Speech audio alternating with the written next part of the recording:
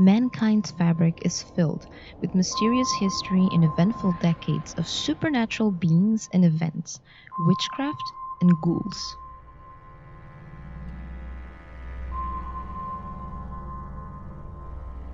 Ancient civilizations either became at peace with death or also began to believe in ghosts, spirits, and entities as natural occurrence, using them sometimes to communicate with deceased relatives as their deities through seances, necromancy, rituals, or prayers, according to their own religious belief.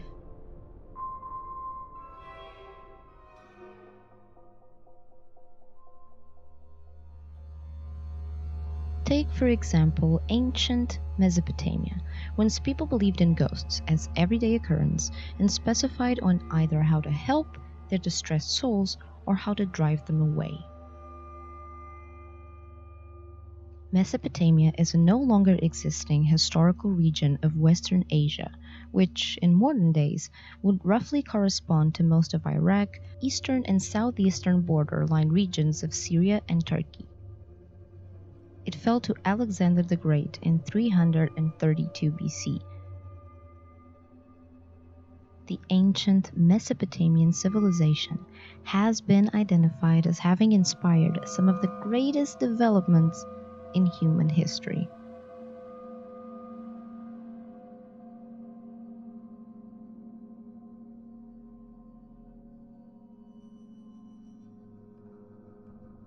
Exorcist magicians used something akin to a wand, which when hit right would vibrate, disturbing the space around it, therefore driving the ghost away with its distancing waves, from where the exorcist initially hit it with a flick of his finger. They attended schools and classes to become exorcists, which was a highly reputable profession on its own. In the ancient Near East, ghosts and demons were very real worries. Sickness or misfortune sometimes blamed upon them. You might even recognize some of them, creatures like the Lurker, the Fog, the Strangler, or most famous of all, Pazuzu, internationally famous in part due to The Exorcist's popularity. In the movie, the entity possessing poor Regan is in fact Pazuzu, a very real Mesopotamian wind demon, which posed terrifying danger to this earlier civilization as a deity of chaos. It's no surprise then why exorcism was a flourishing profession in ancient Mesopotamia.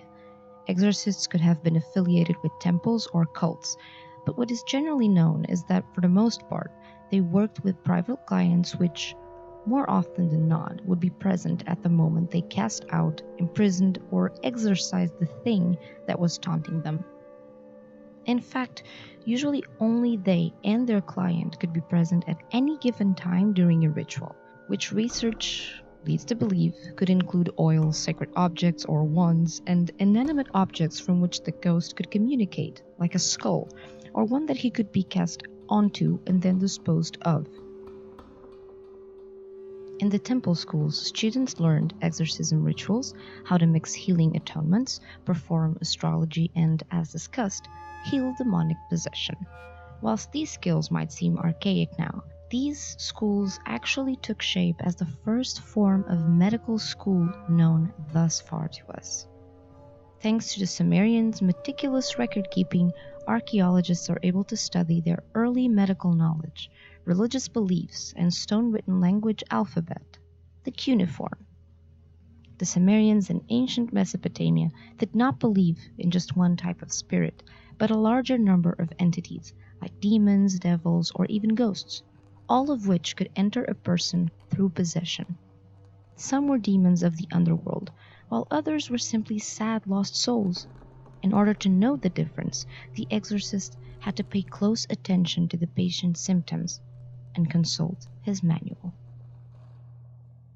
If a person in life was unloved, abused, or neglected, to the point wherein they were starved to death, that tortured soul might later seek to inhabit the body of someone else.